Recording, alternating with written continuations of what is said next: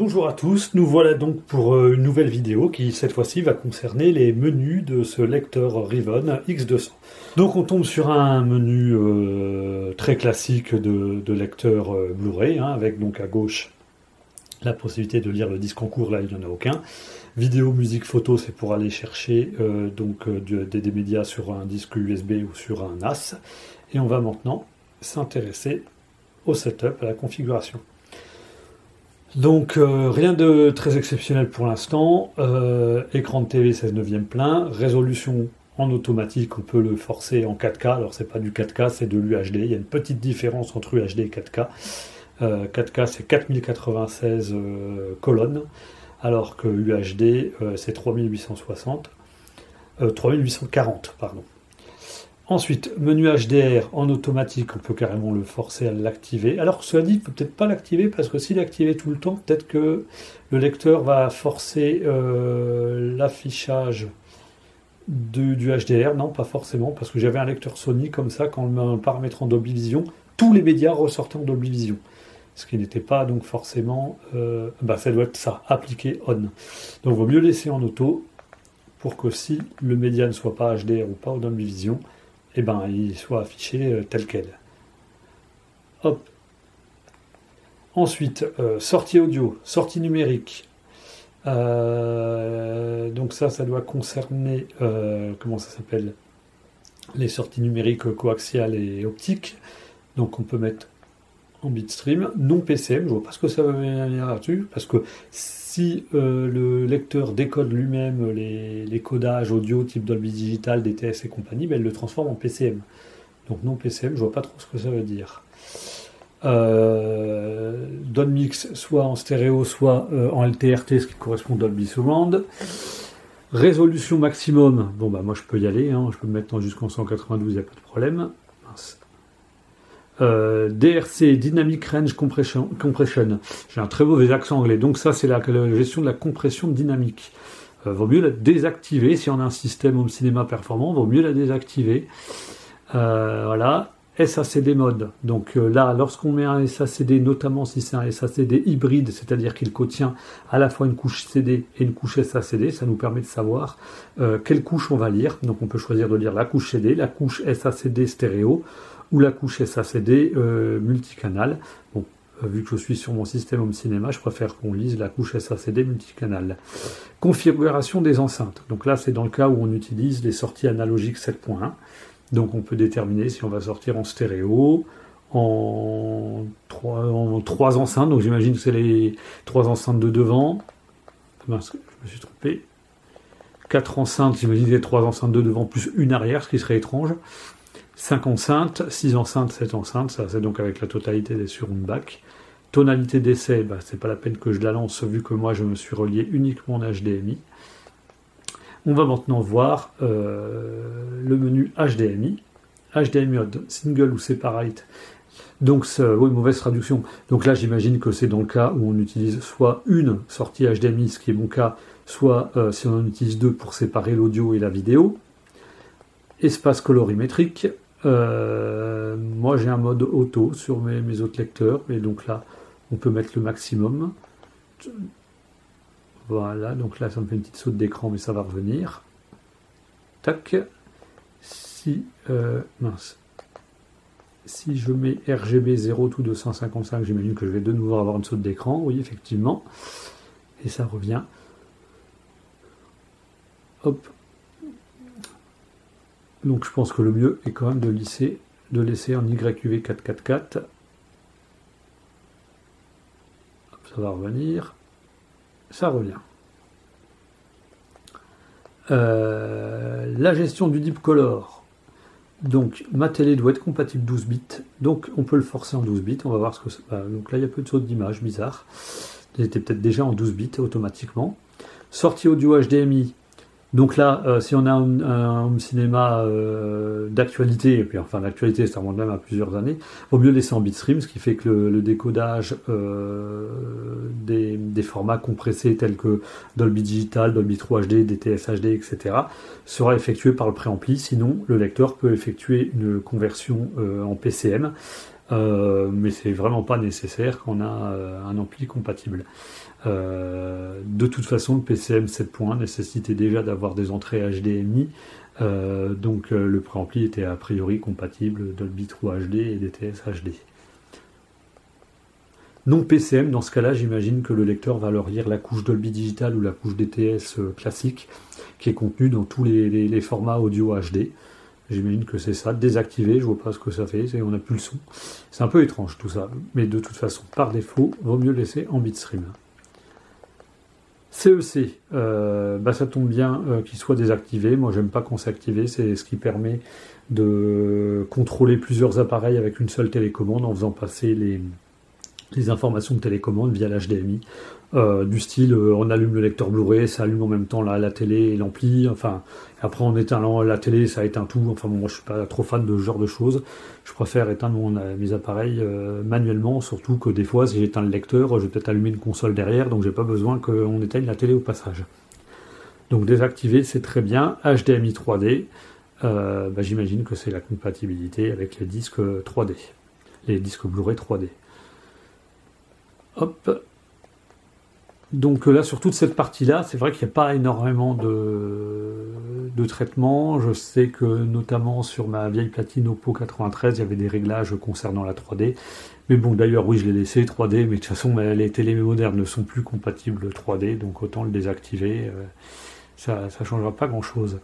Réseau, donc j'ai pas connecté de câble réseau au lecteur, donc oui, forcément, il n'y a rien à indiquer.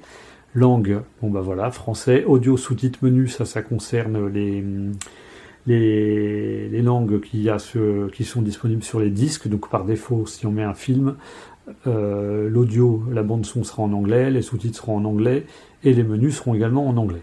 Bon, ça c'est pas bien gênant. Je reviens en arrière. Lecture, indicateur, angle. Donc ça je crois que c'est plus du tout utilisé actuellement. Il y avait certains DVD qui avaient la possibilité, qui étaient enregistrés en multi-angle, ce qui fait que c'était notamment le cas sur les concerts. Ça permettait, lorsqu'il y avait la petite icône angle qui apparaissait, de pouvoir choisir un autre angle de vue du concert, par exemple, vue sur le batteur ou vue sur le bassiste, etc. À ma connaissance, j'ai pas vu ça sur des Blu-ray de concert en tout cas. PIP, Pictures in Pictures, donc c'est pour afficher une image dans l'image, donc là je vois pas trop ce que ça a à faire sur un lecteur Blu-ray. Indicateur audio secondaire, c'est ça aussi je crois pas que ce soit utilisé, c'était pour afficher, pour mettre par-dessus la bande son les commentaires audio il me semble. Ça permettait également d'avoir accès à des petits bruitages sur les menus du film. Donc c'est quelque chose de vraiment pas très intéressant. Lecture DVD, intéressant ça. Donc là c'est dans le cadre des DVD audio. Savoir les DVD audio contiennent toujours une couche DVD vidéo qui permettait d'avoir accès généralement à un clip ou deux et d'avoir accès à la bande son en format compressé type Dolby Digital. Pour avoir accès aux bandes son spécifiques du DVD audio et notamment le MLP, Meridian Lossless Protocol de mémoire, il faut lire la couche DVD audio. Donc là on a le choix entre lire la couche DVD audio ou la couche DVD vidéo. Donc on va activer la couche DVD audio. Lecture automatique du disque. J'imagine que si on insère un disque dans le lecteur, automatiquement il va se lancer sans passer par le menu. Dernière mémoire, j'imagine que c'est lorsque l'on quitte un film en cours de lecture et qu'on le réinsère ultérieurement, on pourra reprendre le film à l'endroit où on s'en est arrêté. Ceci n'est valable que si le disque le permet, c'est pas le cas de tous les disques. PBC, je sais plus ce que c'est que le PBC, donc je pense pas que ce soit quelque chose de bien important de toute manière. Hop, on va voir les options. Donc là, FL Dimer. Donc c'est pour la luminosité de l'affichage frontal du lecteur. Alors le lecteur n'est pas visible puisque en fait il est derrière cette partie-là. Est-ce que je peux le voir? Il est ici derrière mon meuble. Donc il n'est pas visible. Ça n'empêche pas la télécommande de fonctionner, mais il n'est pas visible. Donc du coup j'ai aucun intérêt spécifique à désactiver l'affichage, mais on peut le faire en tout cas, ce qui est bien pratique si on a le lecteur en façade à côté du diffuseur pour éviter qu'il nous éblouisse et qu'il fasse une lumière parasite. Écran de veille qu'on peut activer effectivement au bout d'1 ou 2 ou 3 minutes. Mise à jour via clé USB, j'ai pas téléchargé de mise à jour sur la clé USB, mais a priori j'ai déjà le dernier firmware puisque il a porté le réglage du DSACD et ça a bien été présent sur ce setup. Guide de configuration. Démarrer, on va voir ce qui se cache là-dessus. Merci de procéder, réglage complet ultérieurement à partir du menu. Lancer l'assistant. Ah oui, d'accord, donc c'est le réglage basique du lecteur français, auto, 16/9 plein, bah, tout ça c'est ce qu'on a vu tout là. La configuration est terminée. Bon, moi c'était rapide et ça n'a pas modifié grand-chose a priori. Je reviens sur lecture. Tac, non, c'était pas lecture, c'était option. Sécurité, donc oui, on a la possibilité de mettre un contrôle parental sur le lecteur. Charger les paramètres par défaut, bah, c'est pour remettre à zéro les réglages du lecteur, ok. Et information, j'imagine que ça va nous donner des informations sur le firmware. Effectivement. Donc voilà, ça c'était un premier tour concernant le setup de ce lecteur, qui n'est pas extrêmement riche, mais en tout cas l'essentiel y est. Après avoir vu donc le menu setup de ce lecteur Riven X200, on va maintenant voir les menus un peu plus dynamiques, ceux qui sont accessibles en cours de lecture d'un film. Mais avant toute chose, je vais donc vous montrer le lecteur que j'ai placé donc sur mes deux lecteurs que je possède déjà, à savoir un Panasonic UB9000 qui a été tweaké par Coris et un Cambridge CX UHD tweaké par Authentic Cinema. Et donc au-dessus, le Riven X200 qui n'est pas tweaké, il est d'origine. Donc j'ai eu l'occasion quand même donc de m'amuser un petit peu avec avant de faire cette vidéo. Ce qui est assez rigolo, c'est que si on appuie sur le bouton Open, il ne se passe rien. Il faut appuyer d'abord sur le bouton On, avec le petit message Riven qui apparaît. Donc là, le lecteur est en train de booter. Et ensuite, on peut appuyer sur Open. Donc là, le lecteur n'a toujours pas booté, il faut attendre un petit peu. Et ensuite, on pourra donc appuyer sur le bouton Open pour que le tiroir s'ouvre quand il veut. Nos disques, voilà, donc maintenant ça devrait être bon. Voilà. Donc je vais lui mettre un disque. Je trouve que l'ouverture du tiroir est assez classe, assez silencieuse et rapide. Hop. Et pas trop bruyante. Plutôt pas mal. Donc maintenant, la suite de la vidéo va se passer devant le téléviseur, où on va pouvoir voir les différents menus accessibles en cours de lecture d'un film. Donc je vais d'abord afficher un premier menu qui me paraît intéressant et qui donne quantité d'informations sur la lecture du disque en cours. Donc déjà, premier item, c'est l'item titre qui nous indique donc le nombre de titres dont dispose le disque, et il nous indique qu'on est effectivement sur le premier titre, qui s'agit donc du titre du film.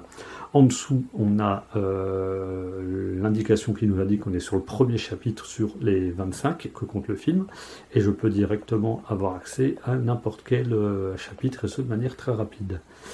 Hop, je suis sorti du menu. Là, on a le timing en cours, donc je peux également afficher différents timings. Donc là, 00, c'est parce que je suis au tout début du film. Là, ça m'indique que le film dure 2h36. Donc c'est une donnée également intéressante. Je ressors du menu, c'est casse-pied. Là, on a donc le menu permettant de choisir également les différentes langues audio. Donc comme vous pouvez le voir, c'est vraiment rapide, hein, c'est appréciable. Je vais rester avec l'anglais en DTS HD. Là, on a la même chose avec les angles, mais bon, c'est une fonction comme je vous disais dans une précédente vidéo qui n'existe pratiquement plus. En tout cas, moi, j'ai pas vu ça depuis le temps du DVD. Et donc, dans un film, il n'y a forcément qu'un seul angle. Hein. Donc, un angle sur un. Ici, on a les sous-titres de manière très réactive, aussi réactive que pour le menu audio. Très bien. Ici, on a le style de sous-titres et que je n'ai pas réussi à activer. Alors, sur le petit test que j'ai effectué tout à l'heure, j'ai bien sûr pensé à mettre un sous-titre, hein, et j'ai pas réussi à changer les styles des sous-titres. Donc, je sais pas, c'est une option que j'essaierai d'approfondir plus tard, mais j'ai pas le temps devant cette vidéo. Vidéo secondaire désactivée, on avait vu que de toute façon on l'avait désactivé dans le setup. Pareil également pour audio secondaire. Là, on a le débit d'image en temps réel, ce qui est intéressant. Donc là, l'image est noire et sur pause, donc le débit est très faible. Et si je lance la lecture, hop, on peut vite voir que ça augmente, que vous voyez, hop, et je reviens en arrière rapidement. Voilà. Donc c'est toujours intéressant d'avoir le débit d'image également. Statisme off, j'imagine que ça concerne le HDR10 étant en données statiques par rapport au Dolby Vision qu'en données dynamiques. Donc là au moins on a cette information là. Ça me permet de faire un saut en avant de quelques secondes.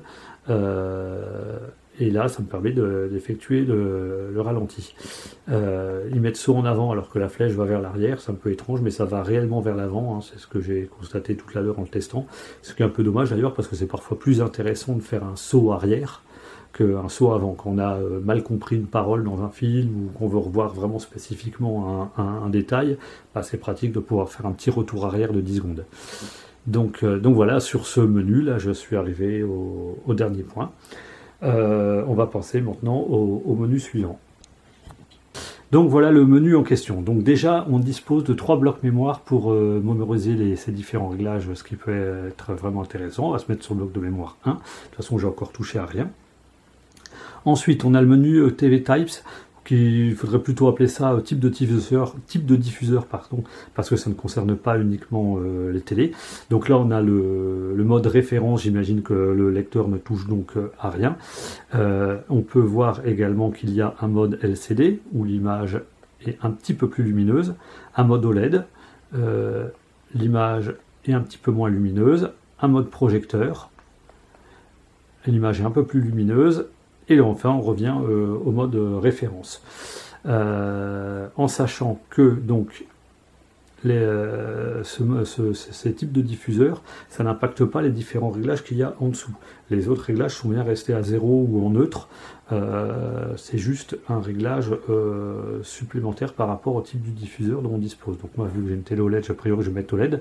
Cela dit, vu qu'elle est quand même particulièrement lumineuse, ma télé OLED, ça peut peut-être valoir le coup de la mettre en LCD. C'est comme ça que j'ai configuré par exemple mon Pana UB9000.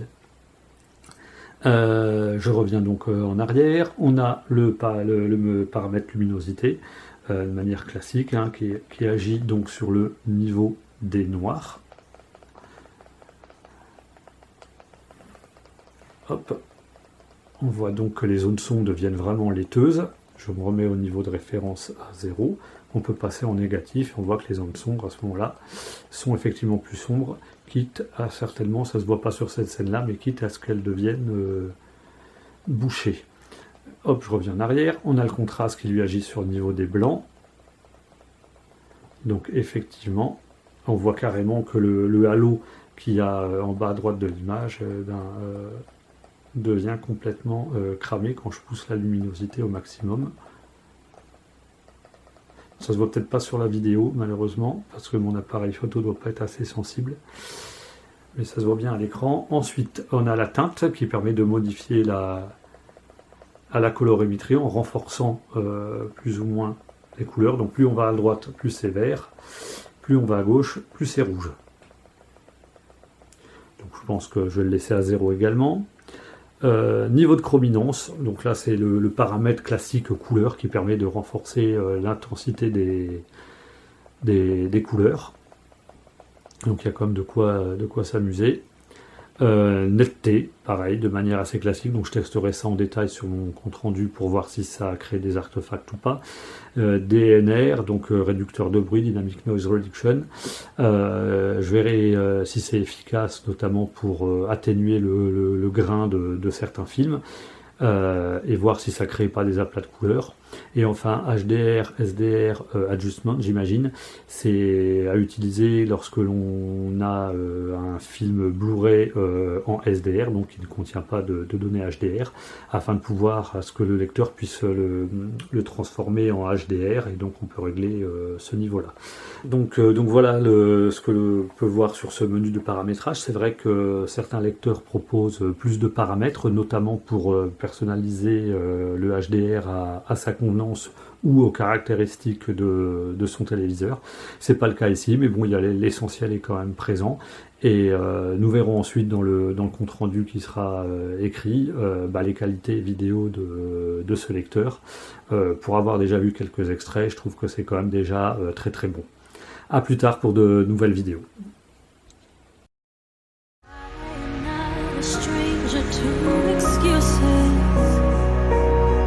Burned me once or twice.